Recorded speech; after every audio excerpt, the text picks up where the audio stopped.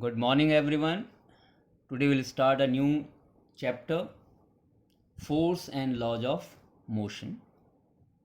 अब बहुत सारे टर्म्स आपको इसमें ऐसे हैं जो आपने सुने हुए हैं पहले से चैप्टर के बहुत सारे, जैसे फोर्स ऑलरेडी आपने टर्म सुना हुआ है, इससे रिलेटेड इसकी डेफिनेशन भी शायद आप लोगों को मालूम है, बट लॉज ऑफ मोशन आपने नहीं पढ़े हैं. खैर, तो हम force and laws of motion में सबसे पहले जो टर्म पढ़ेंगे that is force.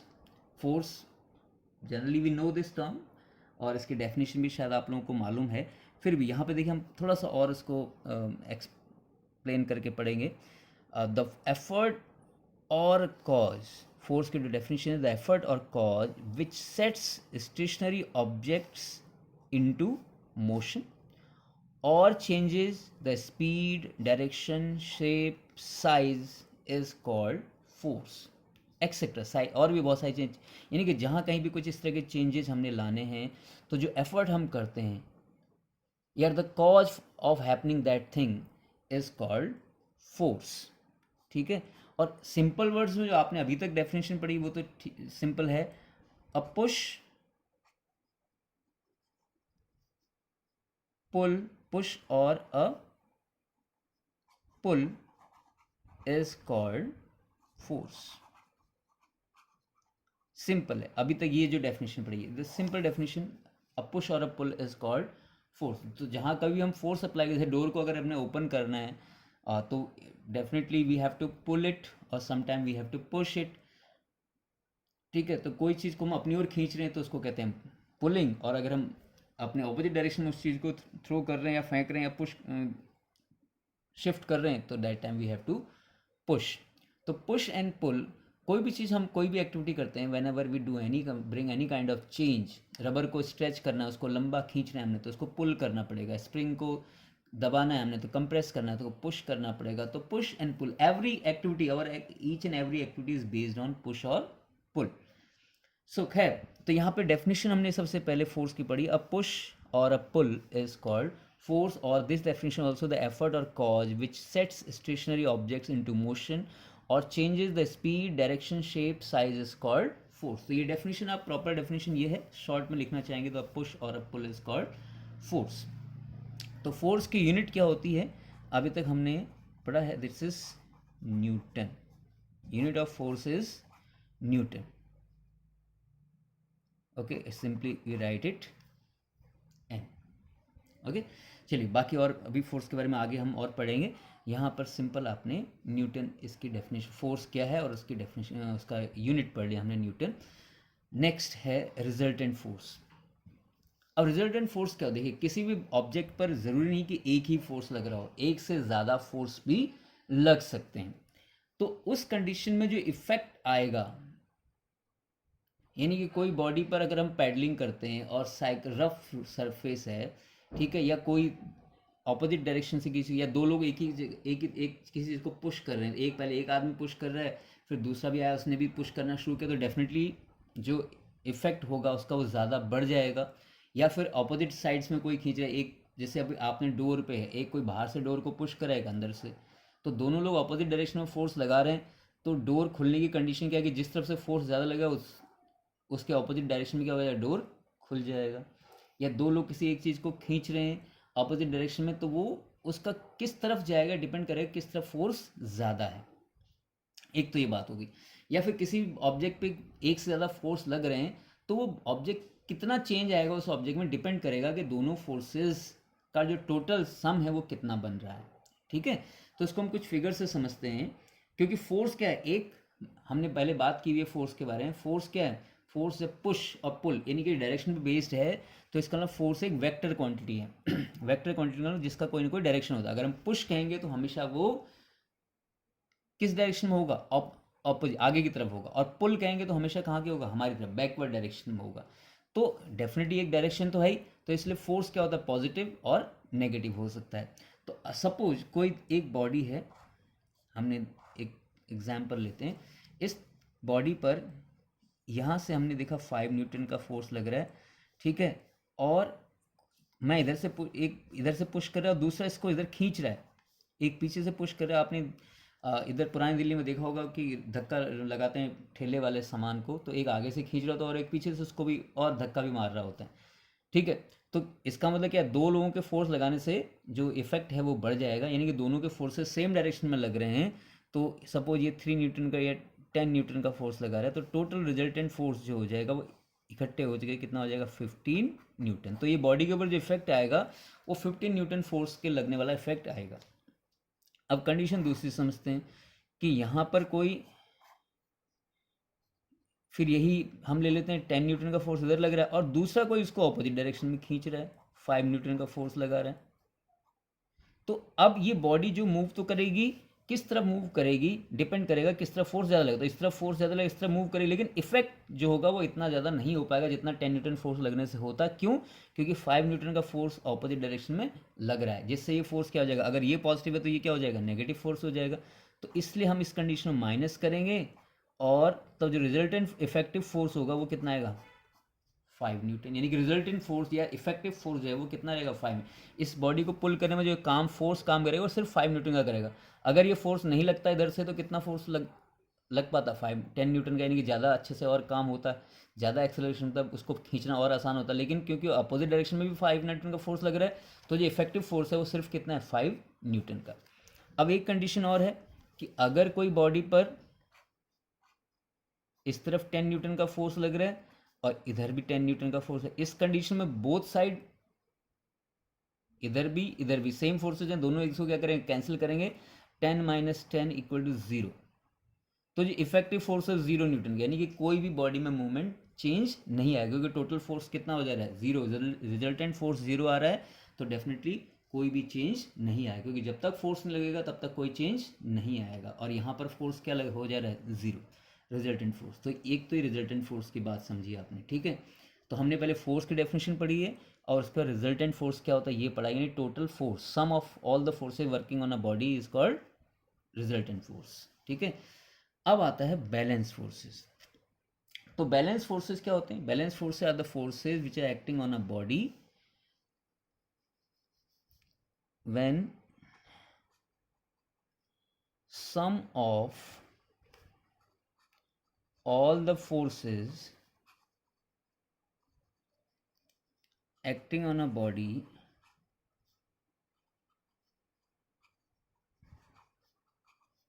is 0, the forces are said to be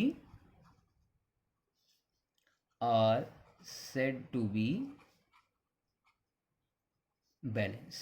ऐसे फोर्सेस को हम क्या कहते हैं, बैलेंस फोर्सेस कहते हैं, जो किसी बॉडी पर वर्क कर रहे हैं, इनका सम क्या हो, 0 हो जाए, ठीक है। तो these forces are called balance forces. जैसे अब यहीं पे हमने देखा कि इधर भी 10 न्यूटन और इधर भी 10 न्यूटन, रिजल्टेंट फोर्स 0, यानी कि फोर्स से लगने वाले फोर्सेस क्या है, उनका सम क्या है, 0 है, तो इन फोर्सेस को बैलेंस फोर्सेस होते हैं। And balance forces bring no change, balance forces bring no change, कितने भी लग रहे हो। अब जैसे टग ऑफ वॉर में, आपने एग्जाम्पल के लिए समझते हैं, टग ऑफ वॉर है, दोनों तरफ से खींच रहे हैं प्लेयर, ठीक है, प्लेयर्स, एक तरफ भी 10 प्लेयर, उधर भी 10 प्लेयर, और दोनों इक्वल फोर्स से खींच रहे हैं। तो टग ऑफ वॉर में जो रोप है उसका मूवमेंट कहीं नहीं होगा, वो स्टेशन रहेगा। लेकिन जैसे एक तरफ से फोर्स बढ़ेगा, यानी कि फोर्सेस के बीच का बैलेंस क्या हो जाएगा, खत्म हो जाएगा, तो अनबैलेंस हो जाएंगे और उस कंडीशन में रोप एक तरफ को चली जाएगी, ठीक है। तो वही चीज़ है, जब तक फोर्सेस बैलेंस होते हैं कोई भी चेंज नहीं होता, चाहे कितने भी फोर्सेस लग रहे हो। जैसे हम किसी भी टेबल को या चेयर को पुश करें, जब तक ऑपोजिट फोर्स, यानी कि टेबल चेयर के बीच में को, हम टेबल को अगर हम पुश करना चाहें तो कौन सा फोर्स टेबल के ऊपर लग रहा है जो हमें उसको पुश करने से रोक रहा है, फ्रिक्शनल फोर्स, ठीक है। आप किसी कार को पुश करें, कोई कार खड़ी है, स्टार्ट नहीं हुई, आपने उसको पुश किया, तो तब तक वो कार आगे नहीं बढ़ पाएगी जब तक आप इतना फोर्स ना लगा दें कि जो व्हील्स पे लगने वाला फ्रिक्शन है उससे ज़्यादा फोर्स जब तक नहीं लगाएंगे आप, तब तक वो कार अपनी जगह से मूव नहीं करेगी, ठीक है। इसलिए एक आदमी ने फोर्स लगाया, दो ने लगाया, तीन, जब तक इतने आदमी, 3 4 आदमी हमने इकट्ठे किए, उन्होंने फोर्स लगाया एक साथ मिल करके, तो जो कार के टायर के बीच में लगने वाला फ्रिक्शन है उससे ज़्यादा फोर्स हमने लगा दिया, तब कार क्या करती है, आगे मूव करती है। यानी कि कोई भी बैलेंस चेंज लाने के लिए फोर्सेस का अनबैलेंस होना ज़रूरी है। बैलेंस फोर्सेस की कंडीशन में कोई भी चेंज नहीं होता, चाहे वो कितने भी फोर्सेस लग रहे हो। तो अनबैलेंस फोर्सेज में when sum of all the forces is not zero, तो वो फोर्सेस क्या कहेंगे, अनबैलेंस कहेंगे. Unbalance forces bring change. Forces bring change. Unbalance forces क्या लाते हैं, चेंज लाते हैं. जब किसी बॉडी पर अनबैलेंस फोर्सेस वर्क कर रहे हो तभी क्या आता है, चेंज आता है. ठीक है, तो ये एक अनबैलेंस और बैलेंस फोर्सेस की बात हो गई. अब हम एक टॉपिक और करते हैं, फ्रिक्शन की बात की थी हमने अभी थोड़ी देर पहले. तो what is a frictional force. Friction क्या होता है, friction is a force which opposes the motion of a body. किसी भी बॉडी के मोशन के अपोज करने वाले फोर्स को हम कहते हैं फ्रिक्शन. तो फ्रिक्शन क्या करता है, अपोज करता है मोशन का. अब लेकिन फ्रिक्शन अपोज करता है लेकिन वो नेचुरल फोर्स है, ये कोई क्रिएट नहीं करना होता बल्कि नेचुरल फोर्स होता है. स्मूथ सरफेसेस पे फ्रिक्शन क्या लगता है, कम लगता है. रफ सरफेस पे फ्रिक्शन क्या होता है, ज़्यादा होता है. और ये हर हाल में होगा, जब कभी भी दो सरफेसेस कांटेक्ट में आएंगे तो definitely there will be a frictional force. अब डिपेंड करता है कि वो सरफेसेस कैसे हैं, स्मूथ हैं या रफ सरफेसेस हैं. अब फ्रिक्शन इसी वजह से बहुत ज़रूरी होता है. कोई भी चीज़ अगर मूव कर रही हो तब तक नहीं रुकेगी जब तक उस पर कोई अपोजिट फोर्स नहीं लगाया जाएगा, रोका नहीं जाएगा उसको.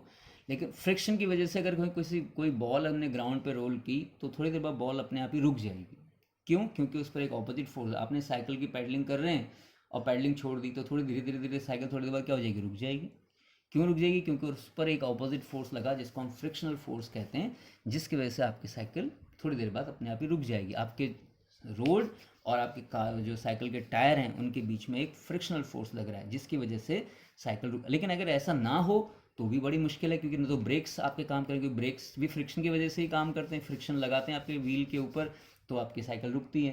तो यानी कि फ्रिक्शन हो तो भी एक प्रॉब्लम है और फ्रिक्शन ना हो तो भी प्रॉब्लम है. तो इसलिए फ्रिक्शन को एक नेसेसरी इविल कहा जाता है कि ज़रूरी तो है. बहुत फ्रिक्शन की वजह से बहुत सारी हमारे एनर्जी लॉस होता है, बहुत सारी प्रॉब्लम हमारी वियर टियर ऑफ क्लॉथ्स हैं, वियर टियर ऑफ एनीथिंग, कोई भी चीज़ की टीयरिंग होती है. टायर्स आपके जो शूज़ हैं उनके सोल्स जो हैं वो घिस जाते हैं, बैग्स नीचे से फट जाते हैं आपके फ्लोर के साथ रबिंग करते करते. ठीक है, तो ये बहुत सारी चीज़ें हमारे आसपास होती हैं. वियर एंड टीयर जितनी भी चीज़ें होती हैं सब फ्रिक्शन की वजह से होती हैं. फ्रिक्शन की वजह से एनर्जी का लॉस होता है. अदरवाइज़ हमें जो व्हीकल है, जितने हमारे जो ट्रांसपोर्ट सिस्टम है उसका एवरेज बहुत ज़्यादा होता है. लेकिन फ्रिक्शन की वजह से उनका एवरेज क्या आता है, कम हो जाता है. रफ सरफेस पे और भी कम हो जाएगा. सड़क अच्छी है तो उस पर चलना आसान है तो उस पर एवरेज ज़्यादा अच्छा मिलेगा. तो फ्रिक्शन की वजह से एनर्जी लॉस तो होता है, लेकिन ज़रूरी भी है, क्योंकि कोई भी काम विदाउट फ्रिक्शन नहीं हो सकता. आप कोई चीज़ होल्ड नहीं कर सकते. अगर हम पेन से लिख रहे हैं तो ये भी फ्रिक्शन की वजह से ही है. ग्रिपिंग है कोई चीज़ तो वो भी फ्रिक्शन की वजह से. आप ब्रेक लगा पा रहे हैं अपनी चलती हुई व्हीकल पर, वो भी किसकी वजह से, फ्रिक्शन की वजह से. तो that's a frictional force is called a necessary evil. ठीक है, तो डेफिनेशन आप इसकी खुद लिखेंगे फ्रिक्शनल फोर्स की, मैंने इसको छोड़ दिया है.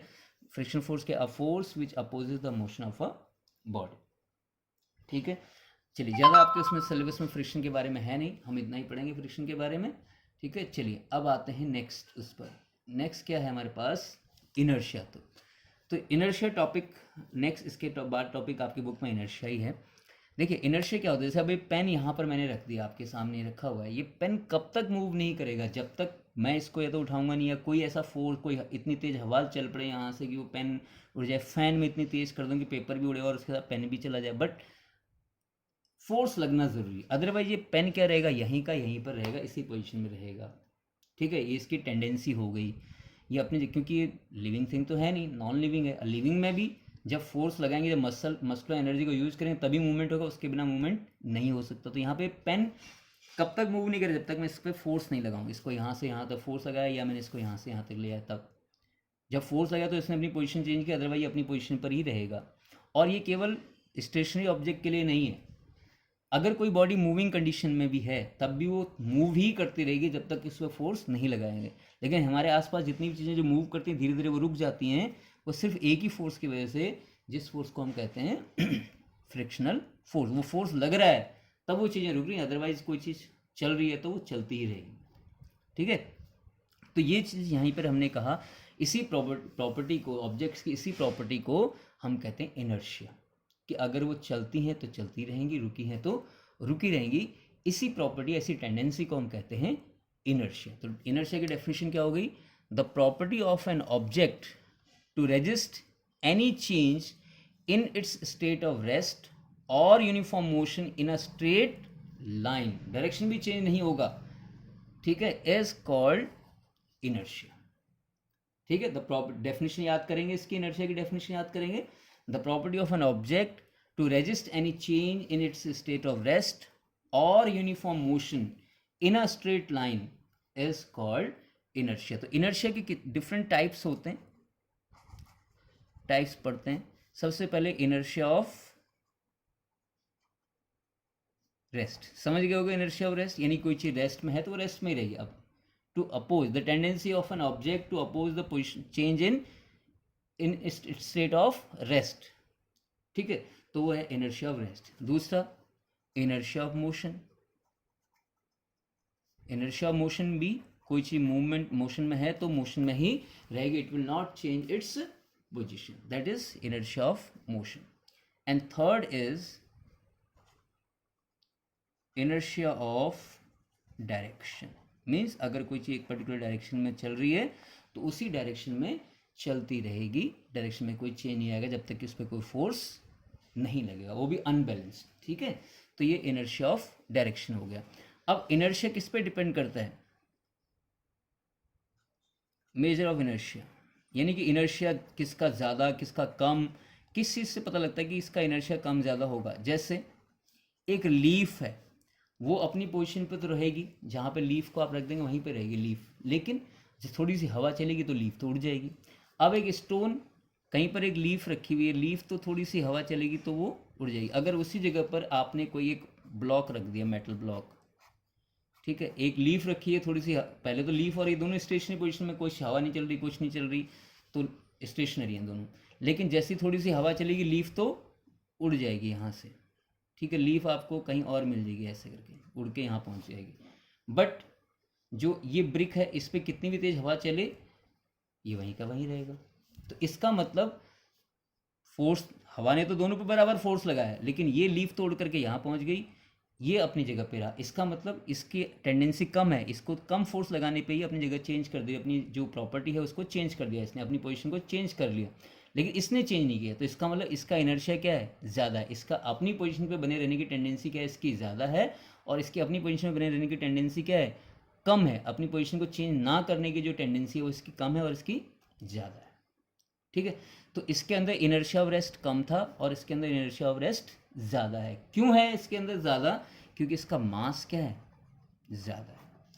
तो मेजर ऑफ इनर्शिया का मतलब क्या है? Mass is the measure of inertia, यानी कि इनर्शिया किस पे डिपेंड करता है? मास पर। किसी का मास ज़्यादा होगा तो इनर्शिया ज़्यादा होगा, और किसी का, जिस ऑब्जेक्ट का मास कम होगा उसका इनर्शिया भी कम होगा। ये दोनों केसेस में, रेस्ट के केस में भी यही है और मोशन के केस में भी, चाहे इनर्शिया ऑफ रेस्ट हो चाहे इनर्शिया ऑफ मोशन हो, अगर बॉडी का मास कम है तो इनर्शिया कम होगा, अगर इनर्शिया मास ज़्यादा है तो इनर्शिया भी क्या होगा? ज़्यादा होगा। चलिए, आज का इतना ही टॉपिक आपने पढ़ना है। आप इसको एनसीईआरटी बुक से रीड करिए और इसको समझने की कोशिश करिए, और भी थोड़ी मोटी चीज़ें डिटेल में दी होंगी, आप उनको पढ़ेंगे। नेक्स्ट टाइम हम चैप्टर को कंटिन्यू करेंगे। Okay, thank you class.